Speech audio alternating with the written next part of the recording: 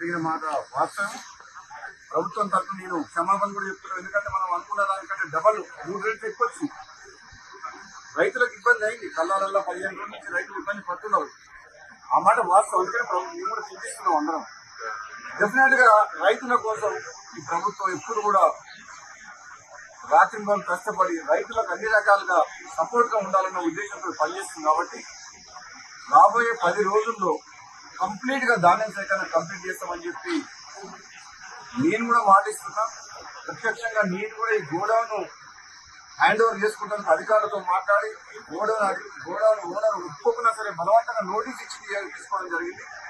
ఇంకొక 1,00,000 టన్నులకు తిరుమలకి సూర్యాపేట మండలం అక్కడ ఒకటి ఉన్నది, అది కూడా తీసుకోమని చెప్పినప్పుడు అడిషనల్ కలెక్టర్లతో మాట్లాడినా.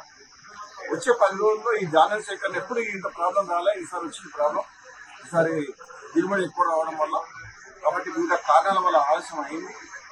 మా రైతు సోదరులందరూ కూడా దీని పరిస్థితిని అర్థం చేసుకొని సహకరించాలని చెప్పేసి ప్రతిపక్ష పార్టీల అందరూ కూడా నా విన్నపం ఏంటంటే, ఆలస్యమైన వాస్తవం. మీరు కూడా ప్రజల పక్షాన చాలా సందర్భాల్లో మీడియా ద్వారా కానీ రైతుల పక్షాన మీరందరూ కూడా మీ పాత్ర పోషించింది. ప్రభుత్వం కూడా అన్ని రకాలుగా మీరు చేసిన పోరాటాలు కావచ్చు, మీ ప్రజల పక్షాన మాట్లాడడం కానీ రైతుల పక్షాన కానీ పాజిటివ్ గానే తీసుకుంటే నెగిటివ్ యాంగిల్లో రాజకీయ కోణంలో రాజకీయం చేయదలుచుకోలేదు. ఎందుకంటే ఇది రైతుల సమస్య.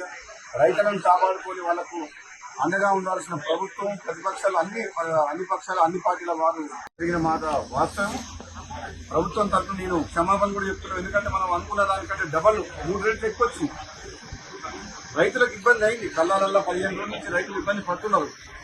ఆ మాట వాస్తవం. అందుకని మేము కూడా చింతిస్తున్నాం అందరం.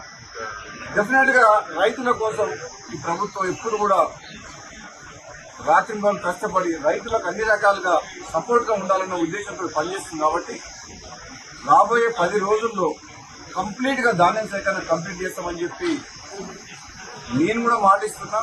ప్రత్యక్షంగా నేను కూడా ఈ గోడౌన్ హ్యాండ్ ఓవర్ చేసుకుంటాను. అధికారులతో మాట్లాడి గోడౌన్ ఓనర్ ఒప్పుకున్నా సరే బలవంతంగా నోటీస్ ఇచ్చి తీసుకోవడం జరిగింది. ఇంకొక 1,00,000 టన్నులకు తిరుమలకి సూర్యాపేట మండలం అక్కడ ఒకటి ఉన్నది, అది కూడా తీసుకోమని చెప్పినప్పుడు అడిషనల్ కలెక్టర్లతో మాట్లాడినా. వచ్చే 10 రోజుల్లో ఈ ధాన్యం సేకరణ ఎప్పుడు ఇంత ప్రాబ్లం రాలే. ఈసారి వచ్చిన ప్రాబ్లం, ఈసారి దిగుబడి ఎక్కువ రావడం వల్ల, కాబట్టి వివిధ కారణాల వల్ల ఆలస్యం అయింది. మా రైతు సోదరులందరూ కూడా దీని పరిస్థితిని అర్థం చేసుకొని సహకరించాలని చెప్పేసి ప్రతిపక్ష పార్టీల అందరూ కూడా నా విన్నపం ఏంటంటే, ఆలస్యమైన వాస్తవం. మీరు కూడా ప్రజల పక్షాన చాలా సందర్భాల్లో మీడియా ద్వారా కానీ రైతుల పక్షాన మీరందరూ కూడా మీ పాత్ర పోషించింది. ప్రభుత్వం కూడా అన్ని రకాలుగా మీరు చేసిన పోరాటాలు కావచ్చు, మీ ప్రజల పక్షాన మాట్లాడడం కానీ రైతుల పక్షాన కానీ పాజిటివ్ గానే తీసుకుంటే నెగిటివ్ యాంగిల్లో రాజకీయ కోణంలో రాజకీయం చేయదలుచుకోలేదు. ఎందుకంటే ఇది రైతుల సమస్య.